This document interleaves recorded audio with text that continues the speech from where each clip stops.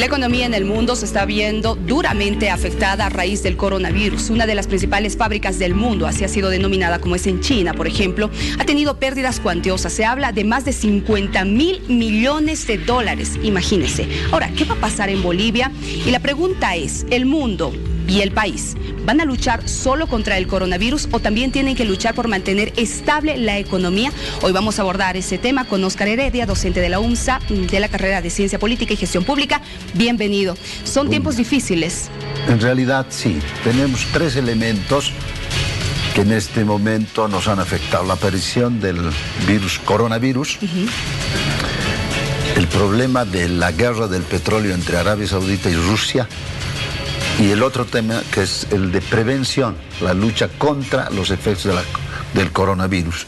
Esos tres elementos hacen que afecte a la producción en el mundo entero, al consumo, a la importación y a la exportación de esos productos. O sea, lo que está sucediendo es que va a haber países que están en desaceleración, la mayoría de los países, por estas medidas. O sea, van a crecer menos que el año pasado. Pero también vemos que hay países que estaban ya en grandes problemas, por ejemplo la Argentina, Venezuela, seguramente ellos ya van a entrar a la crisis económica en función de ello, ¿no? Entonces, cuando decimos, ¿qué vamos a hacer? ¿Vamos a sostener, vamos a darle la estabilidad económica o queremos tener una población sana que produzca, que consuma? A propósito de eso, el presidente de El Salvador, Nayib Bukele, señalaba de que primero cuidemos, protejamos la vida y después la economía, pero en la realidad, ¿esto es así?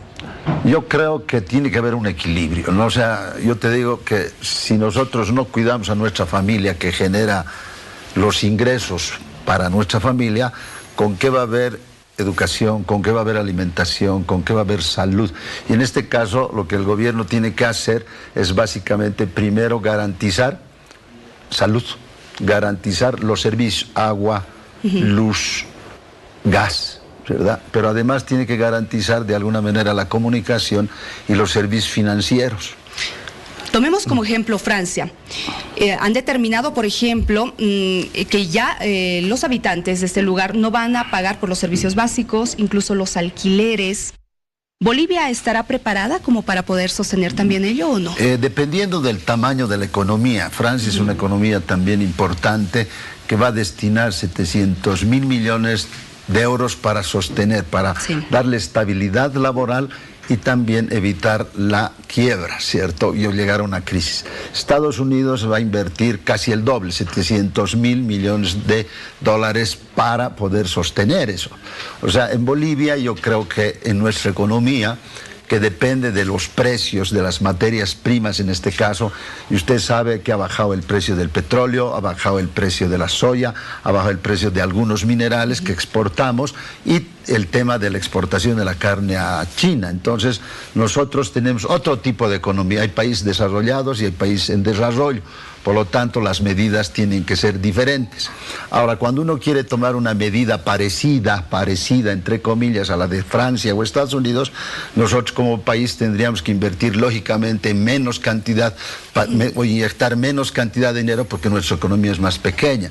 Pero también tenemos que diferenciar, una cosa es invertir e impulsar la economía y otra cosa es destinar un monto determinado para que cuidemos la salud de la población, ¿cierto? Entonces, en este caso, habrá que tomar medidas que favorezcan, impulsen la economía hacia la empresa privada y el Estado tiene que coadyuvar a ello y lógicamente estos montos tendremos que ver la forma en cómo los financiamos, ¿no? Hace un momento decía que este es un trabajo conjunto del Estado, de los empresarios.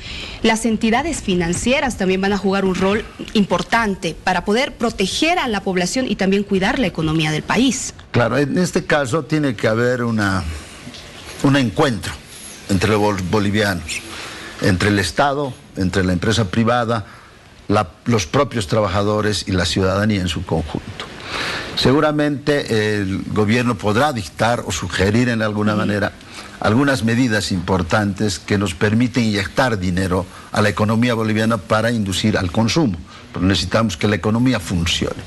En ese caso podría, por ejemplo, diferirse el pago del capital, o sea, de los créditos y los intereses. Es decir, bueno, sin afectar el riesgo, ¿cierto? Entonces habrá que tener, es una de esas medidas.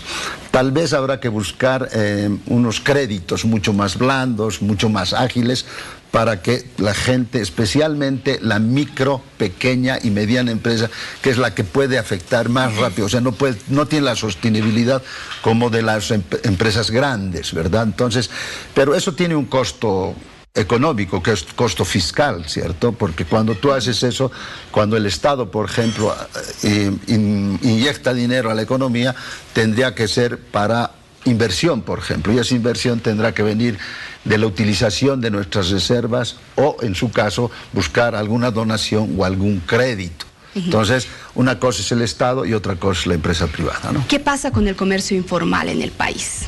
Bueno, el comercio informal, usted sabe que es el 80% de nuestra economía y el otro 20%. Estábamos hablando del otro 20%. El otro 80% es mucho más complejo. Pero yo creo que esto va a ayudar.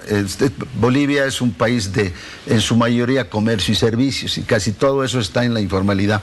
Lo que hay que buscar es formas creativas, formas solidarias para que se vaya trasladando o impulsando esa economía para que la producción de papa llegue a un lado, las ventas. Eso va a depender de qué tipo de mercadería venden el tema de la informalidad, ¿cierto? Entonces, si nosotros nos damos cuenta, lo que tiene que hacer el gobierno en este caso es garantizar el control de precios, pero además tendría que garantizar la distribución o el abastecimiento de alimentos en este país, ¿verdad?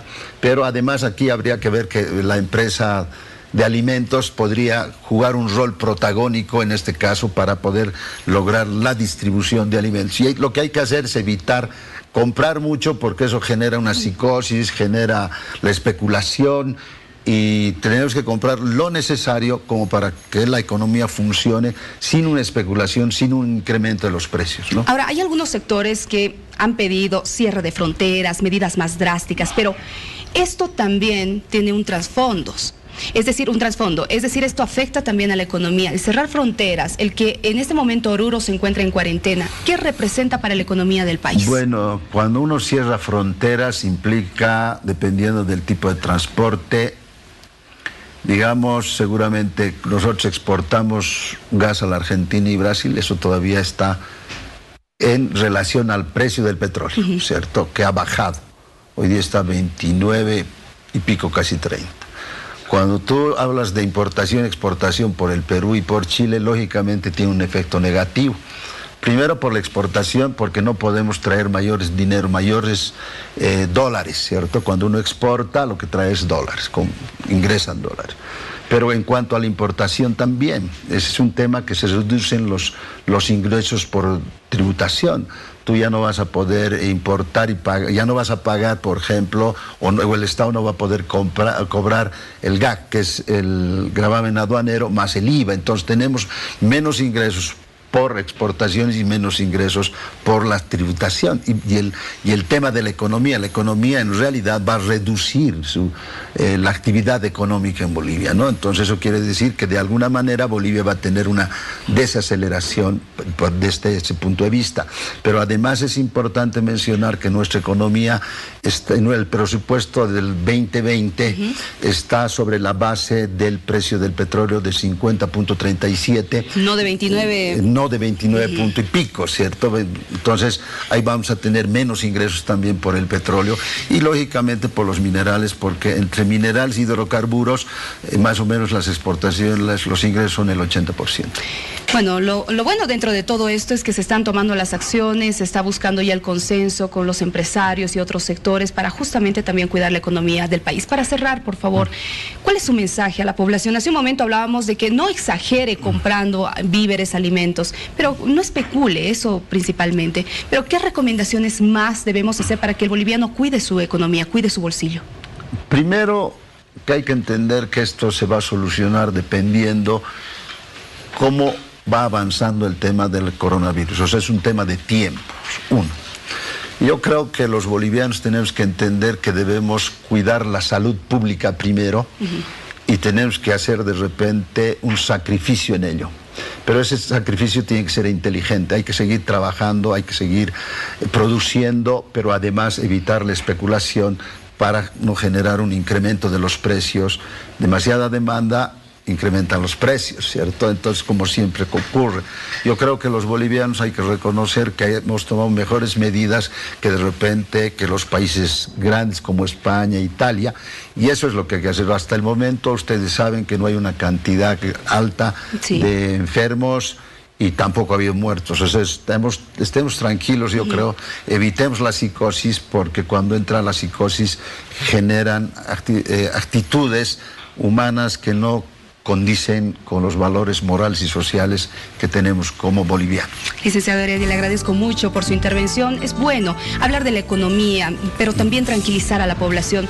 El ahorro también puede ser importante en esta temporada, así que usted piense bien en qué va a gastar su platita, por favor.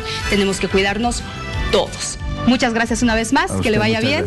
A cuidarse, por favor, y a tomar las medidas de prevención. Hay más en el día.